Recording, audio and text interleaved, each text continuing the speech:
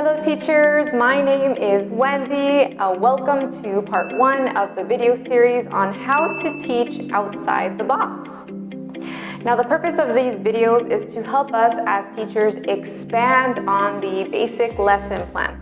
Now it's true there was a lot of time and effort that was put into the materials that we use to teach here at eJoy. However, we always want to see ways that we can spice up the lessons so that our students don't get bored and just fall into the same routine on every lesson. Now, as I mentioned, we've broken these videos into 2 parts. So this is part 1 for the lower level to intermediate students. Now, if you're interested in seeing how to expand on the lessons for the more advanced students, then watch part 2 of this video series.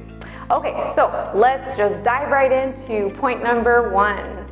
Use sight words for younger learners. Now this is one simple thing that we can do for students that are still learning their ABCs, that still don't know how to read. So basically, if you're teaching them a lesson like, for example, the Step Into Reading series, GK, or the Razzle Level D stories as well, you can show them a short little word such as my or the. Have them repeat the word, the, my, and tell them we're going to look for this word during our reading. So then now when you have the PowerPoint up or the PDF file up, you can either get them to use the drawing tools to find the sight word in the reading, or you can use 3 different colors, say orange, green, and blue, to circle different words in the reading and tell them or ask them which word is the sight word. And then of course they can say the color, it's blue.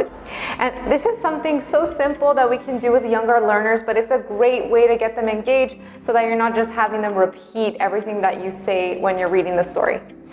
Point number 2 is to create additional exercises or games. Now, obviously for the younger learners, I'm sure you've noticed that they have a lot of energy and they really need to be engaged. So the thing I love about Classin is that it leaves room for a lot of creativity, and some students, they really know how to use the drawing tools even though they're little.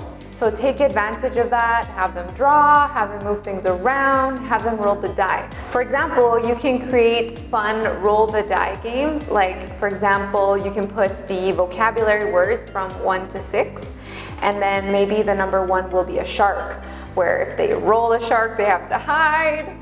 Or number 6, it could be like little ice cubes. So when they get the ice cubes, they have to freeze. And they'll love that. You'll notice that it helps them not only review their vocabulary, but it also is fun for them. They have a lot of fun. You can even create fun board games. Sometimes I like to look online for some pictures of board games and I just make the image bigger, and then you can just have the student roll the die and move a little character around. They love that kind of stuff too. And it's super simple to create these games or exercises in advance. You basically hit the Blackboard icon in Classin, of course, before your lesson. You create the games and then you hit the Save EDB file. You can name it, for example, the date and the name of the student for that class.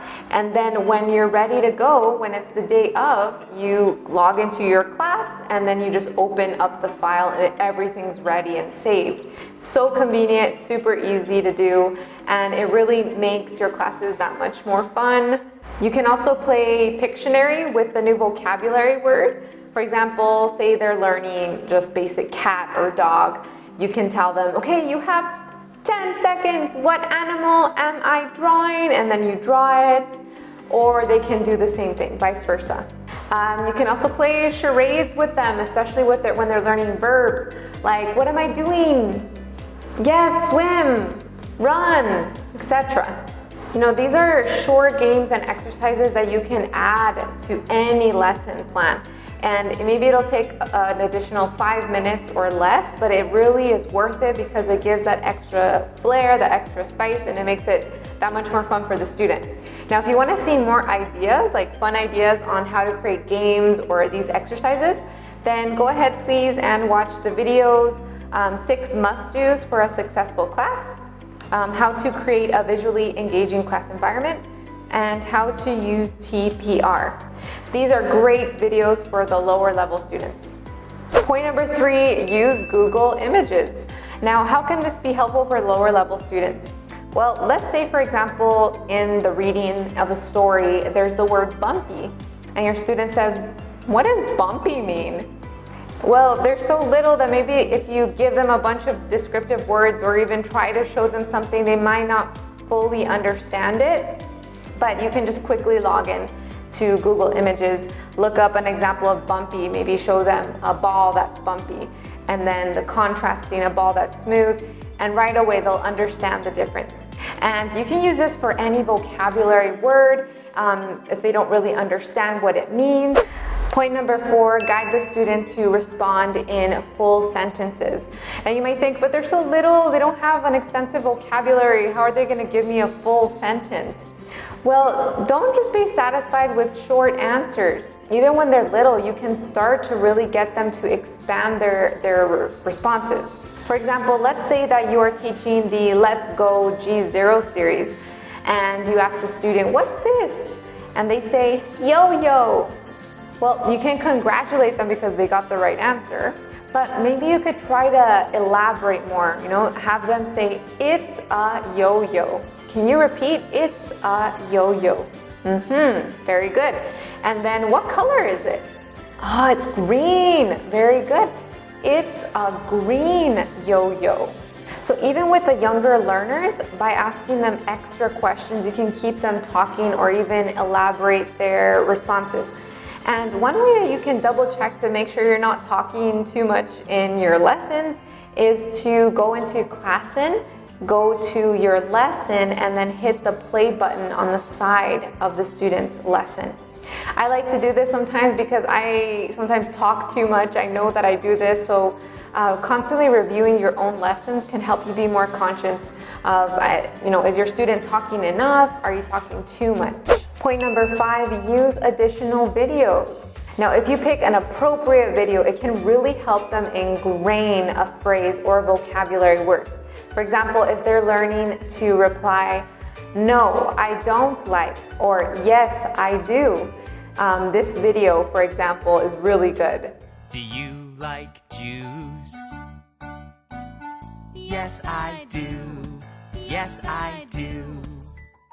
Do you like donut juice?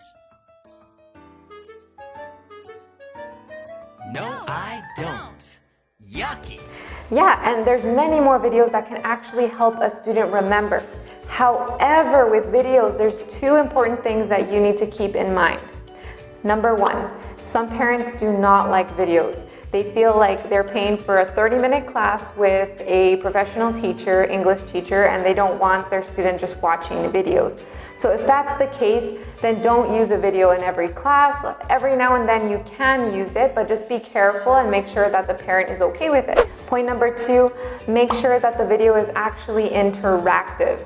If you just have the student watching the video like this, like a zombie, it's not helping them in any way. So pick a video where there's a phrase that the student has to sing along, or there's an action that they have to do.